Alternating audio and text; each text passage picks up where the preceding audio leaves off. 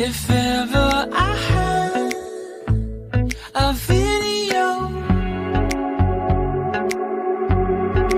would you dance in it?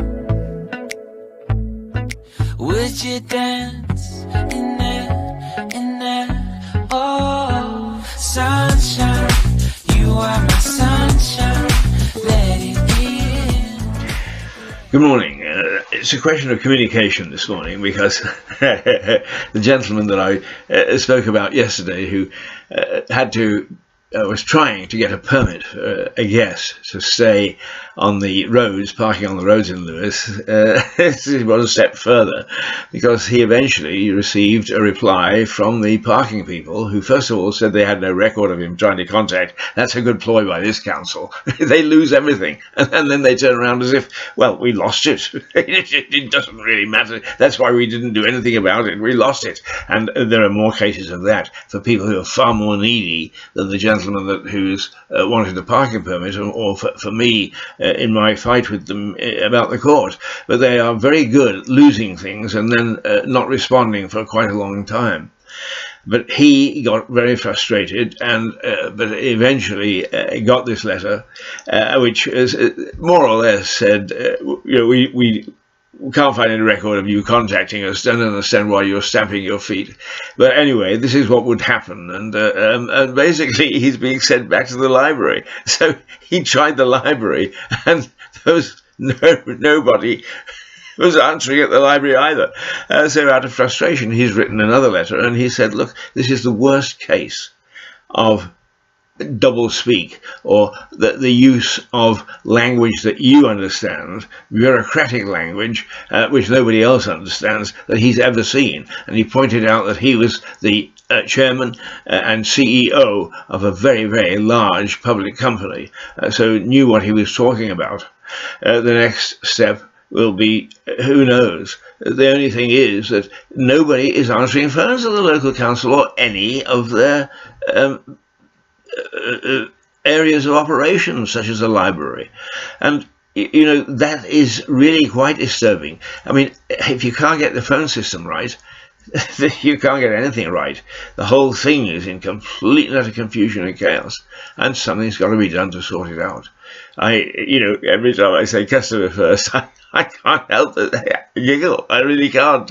It's like a trigger in my mind. I even started to talk to somebody yesterday, and when I got to customer first, I could barely get it out for the peals of laughter that were coming out at me. But it's not a funny situation, really. It really isn't. Because there are all sorts of people in need and who need help and need guidance and need the services that the council is supposed to provide, and they're not providing them. So somebody has got to sort something out pretty damn fast somewhere. And to be quite honest with you, who's going to take the flak? It's the politicians. They're the people probably they've got to get the finger out, because at the polls people will remember. Anyway, let's move on, because the other communicative thing that I've found is trying to operate the Facebook thing. When now you get an email, if there's anything attached to it, you have to go to Facebook to open it. And the first thing that Facebook then says is, what's your password? Well, I'm sitting on a train. I can't remember what my password is.